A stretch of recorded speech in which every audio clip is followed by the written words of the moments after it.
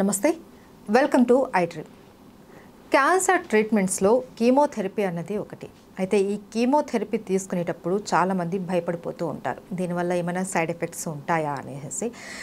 Course side effects అయితే ఉంటాయనేసి చాలామంది doctors చెప్తున్నారు. కానీ ఆ సైడ్ ఎఫెక్ట్స్ని కూడా తగ్గించేటటువంటి అధునాతమైన పరికరాలు కూడా ఇప్పుడు మనకు అందుబాటులో ఉన్నాయనేసి చెప్తున్నారు. సో దాని గురించి డీటెయిల్గా తెలుసుకునే ప్రయత్నం చేద్దాం. మనతో పాటు ఉన్నారు స్టార్ హాస్పిటల్స్ నుంచి ప్రముఖ ఆంకాలజిస్ట్ డాక్టర్ భరత్ గారు. వారితో మాట్లాడి. నమస్తే సార్. నమస్కారం అండి. సార్, కీమోథెరపీ అనగానే చాలామంది భయపడిపోతూ ఉంటారు. నర్వ్ సిస్టమ్ మీద చాలా ఎఫెక్ట్ చూపిస్తుంది అనేసి, ఒక్కొక్కసారి నర్వ్స్ కూడా దొరకవు ట్రీట్మెంట్కి అనేసి అంటూ ఉంటారు. అండ్ హెయిర్ ఫాల్, ఇలా చాలా కంప్లైంట్స్ అనేవి ఉంటాయని అంటారు. నిజంగానే కీమోథెరపీ అన్నది అంత ఎఫెక్టివ్గా ఉంటుందా సార్ మనకి?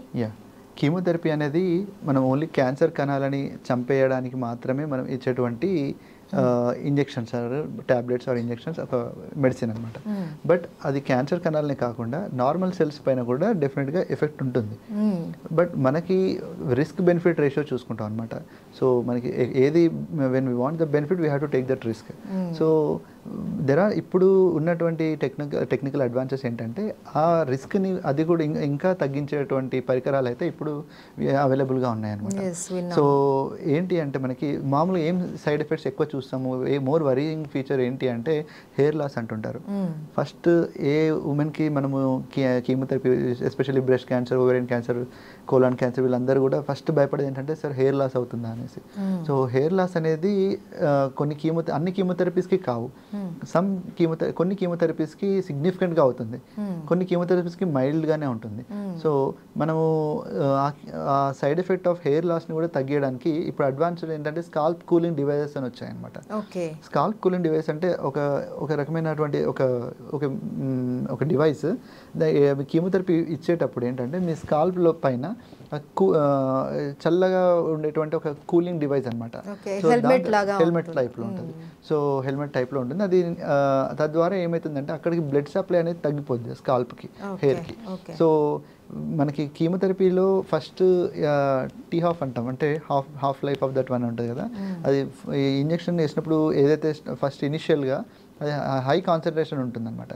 సో ఆ కాన్సన్ట్రేషన్ ఎక్కువ ఉండేటు మన బ్లడ్లో ఎక్కువ ఉన్న టైంలో when we protect our scalp from that one, so ఈ సైడ్ ఎఫెక్ట్ అనేది చాలా మటుకు తగ్గుతుంది అనమాట. So that is one of the అదొక technological advances in giving chemotherapy.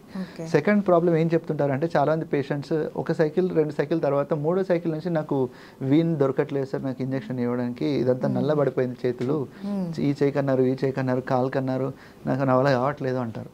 So దానికి భయపడి చాలామంది ట్రీట్మెంట్ ఆపేసిన వాళ్ళు కూడా ఉన్నారు. పెయిన్ ఉంటుందా సార్? కీమోథెరపీ ఇది మందు వెళ్ళేటప్పుడు పెయిన్ ఉండదండి. కాకపోతే వీన్స్ అనేటివి డిస్కలర్ అయిపోవడం కానీ, బ్లాక్ అయిపోవడం కానీ, సన్నబడిపోవడం కానీ అలాంటివి ఉంటాయి అన్నమాట. సో సమ్ టైమ్స్ ఏంటంటే ఆ వీన్స్లోంచి బ్లాక్ అయిపోయేవి చర్మం బయటకు వచ్చేటువంటి, వీన్స్ నుంచి బయటకు వచ్చి చర్మం లోపలికి వచ్చేటువంటి పరిస్థితి కూడా చూస్తుంటాం. సో అది ఇప్పుడు ఈ మధ్యకాలంలో ఎప్పుడు చూడట్లా, చాలా ఇయర్స్ బ్యాక్ చూస్తున్నాయి అనమాట. సో అది ఒక ప్రాబ్లం కూడా వస్తుంది. మరి ఇవన్నిటి నుంచి అధిగమించడానికి ఏంటంటే ఒక స్పెషల్ డివైస్ ఒకటి మేము రెగ్యులర్గా ఇన్సర్ట్ చేస్తూ ఉంటాం. ఏంటంటే కీమోపోర్ట్ అంటాం అనమాట. కీమోపోర్ట్. వాట్ ఈస్ కీమోపోర్ట్ ఏంటి అంటే మన ఆ కెథటర్ ఏదైతే ఇక్కడ నరంలోకి ఎక్కిస్తున్నామో అది ఆల్రెడీ మనకి మేము ఒక చిన్న ప్రొసీజర్ ద్వారా, ఒక half an hour 45 minutes procedure ద్వారా దాన్ని డైరెక్ట్ హార్ట్కి సప్లై చేసే మెయిన్ వీన్స్ ఏవైతే ఉంటాయో దాంట్లోకి ఇన్సర్ట్ చేస్తాం. ఇన్సర్ట్ చేసి మిగతా భాగాన్ని ఒక చిన్న ఛాంబర్ లాగా ఉంటుంది అనమాట. ఇప్పుడు ఫర్ ఎగ్జాంపుల్ మైక్ ఎలా ఉందో ఇంతకంటే చాలా చిన్నది మన చర్మం కింద ఛాతీ దగ్గర పెడతాం అనమాట. ఛాతీ లోపల జస్ట్ మన చర్మం కింద మీరు టచ్ చేస్తే కూడా we can feel that. So every time chemotherapy ఇచ్చే కీమో నర్స్ ఏం చేస్తారు అంటే డైరెక్ట్ మన వీటిని ఏమీ అసలు టచ్ చేయకుండా డైరెక్ట్ అక్కడ మాత్రమే ఆ ఛాంబర్ లోపలికి నీడిల్ అనేది ప్రెస్ చేస్తారు. సో దట్ అక్కడికి వెళ్ళి కీమోథెరపీ అనేది బ్లడ్లోకి వెళ్ళిపోతుంది. పేషెంట్స్కి అసలు కీమోథెరపీకి వచ్చిన ఫీలింగ్ కూడా రాదు. ఇక్కడ ఒక డౌట్ వస్తుంది చాలా మందికి, అది హార్ట్ కి, చెస్ట్ కి దగ్గరలో అనేసి అంటున్నారు. లోపలికి పెట్టే పైప్ అది కూడా మన గుండెకి ఏదైతే తీసుకెళ్తుందో దానికి పెడతాము అని అంటున్నారు. దానివల్ల హార్ట్కి ఏమైనా ఎఫెక్ట్ ఉంటుందా? లేదండి, ఇప్పుడు మనం ఇక్కడ ఇచ్చే ఇంజెక్షన్ కూడా డైరెక్ట్ అది అన్ని కూడా హార్ట్ నుంచి వెళ్ళి వస్తూనే ఉంటాయి. ప్రతి నిమిషం మనకి హార్ట్ లోకి వెళ్ళి డ్యూరేషన్ కొద్దిగా దూరం ఉంటుంది కదా, ఇదైతే మరీ దగ్గర కదా. మన బ్లడ్ లోపల ఉంటుంది, హార్ట్ లోపలికి ఏమీ వెళ్ళదు. హార్ట్ లోపల దాకా పెట్టారనమాట. హార్ట్ కి సప్లై చేసే మెయిన్ వెజిల్ ఏదైతే ఉందో అందులోపలికి ఆ క్యాథెటర్ అనేది పెడతారనమాట. So it is well approved procedure, almost international లెవెల్లో accepted. We are putting it, doing that since many years. So it is all completely safe. దీంట్లో ప్రాబ్లమ్స్ ఎప్పుడు ఎక్స్పెక్ట్ చేస్తాం వీళ్ళు అంటే, సమ్ టైమ్స్ ఏంటంటే ఇన్ఫెక్షన్ వచ్చినప్పుడు అది మళ్ళీ తీసేయాల్సి వస్తుంది. బట్ అది ఆ ఇన్ఫెక్షన్ రేట్ అనేది చాలా తక్కువ. 95% పీపుల్ అది పెట్టుకొని 2 years 3 years 5 years ఉన్న వాళ్ళు కూడా చాలా మంది ఉంటారు. సో ఎవ్రీ 3 weeks ఒకసారి కానీ 1 month ఒకసారి అదిని జస్ట్ యూజ్ చేస్తున్నప్పుడు, కీమోథెరపీ ఇచ్చేటప్పుడు ఎలాగో 3 weeks ఆర్ ఎవ్రీ టైం మనం ఫ్లష్ చేస్తూనే ఉంటాము. కీమో ట్రీట్మెంట్ అంతా అయిపోయిన తర్వాత కూడా చాలా మంది పేషెంట్స్ మేము ఆ కీమో పోర్ట్ని అలాగే వదిలేస్తాం. So people will leave it for 2 years 5 years also.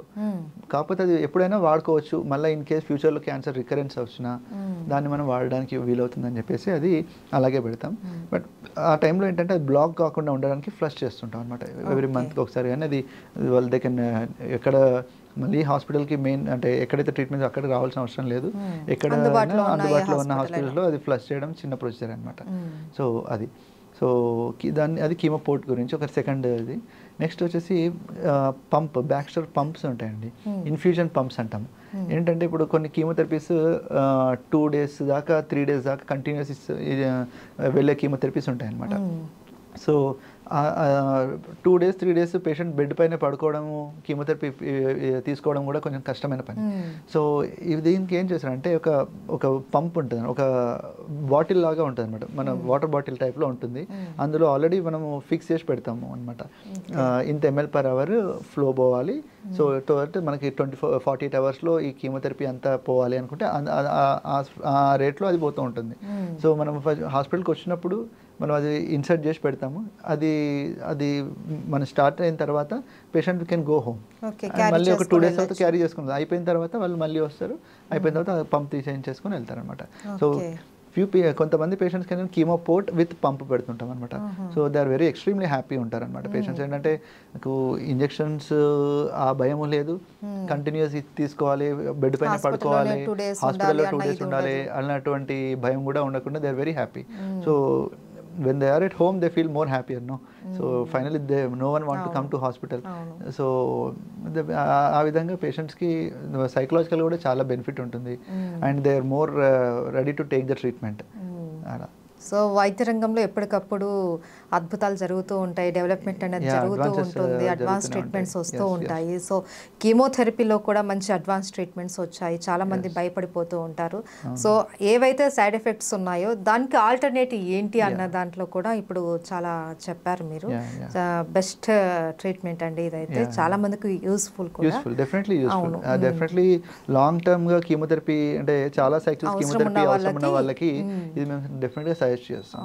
కొంతమందికి 4 కీమోథెరపీస్ 3 కీమోథెరపీస్ 6 కీమోథెరపీస్ ఉన్న వాళ్ళు కొంతమంది అవసరం లేదు అనుకున్నప్పుడు వదిలిపెట్టేస్తాం. బట్ ఇఫ్ కొంతమంది 1 year దాకా ఇంజెక్షన్స్ అవసరం ఉన్న వాళ్ళకైతే డెఫినెట్లీ వి విల్ రికమెండ్. చాలా యూస్ఫుల్ ఉంటుంది, the patient quality of life will be very good.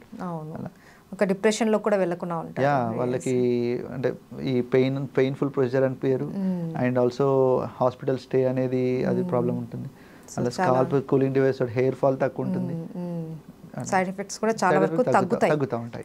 And ఇంకోటి కీమోథెరపీ సైడ్ ఎఫెక్ట్స్ వచ్చేసి మనకి బ్లడ్ కౌంట్ తగ్గడం ఉంటుంది అనమాట, అనిమియా అవుతుంటారు వాళ్ళు. సో అలా కాకుండా ఉండడానికి ఆఫ్టర్ కీమోథెరపీ ఇవి ఇంక్రీజ్ చేసే ఇంజెక్షన్స్ ఉంటాయి అనమాట. WBC కౌంట్ కానీ, ఇవి RBC కౌంట్ కానీ, ప్లేట్లెట్ కౌంట్ ఇంక్రీజ్ చేసే ఇంజెక్షన్స్ కూడా ఇప్పుడు అవైలబుల్గా ఉన్నాయి అనమాట. సో అవన్నీ కీమోథెరపీ డాక్టర్ వాళ్ళు సజెస్ట్ చేస్తూ ఉంటారు, medical oncologist they will suggest you. Once మీకు ఇచ్చిన కీమోథెరపీని బట్టి దే విల్ థింక్ ఏమైనా ఛాన్స్ ఉందా ఇది బ్లడ్ కౌంట్ తగ్గేదని. సో దాన్ని బట్టి దే విల్ సజెస్ట్ యూ ఈ మెడిసిన్స్ అనమాట, బ్లడ్ కౌంట్ పెరగడానికి ఇచ్చే మెడిసిన్స్. సో ఇంతకు ముందుతో కంపేర్ చేసుకుంటే ఇప్పుడు చాలా అడ్వాన్స్ ట్రీట్మెంట్స్ అయితే అవైలబుల్గా ఉన్నాయండి. ఈవెన్ హైదరాబాద్లో చాలా చోట్ల అవైలబుల్గా ఉన్నాయండి. Thank you so much sir. Thank you అండి.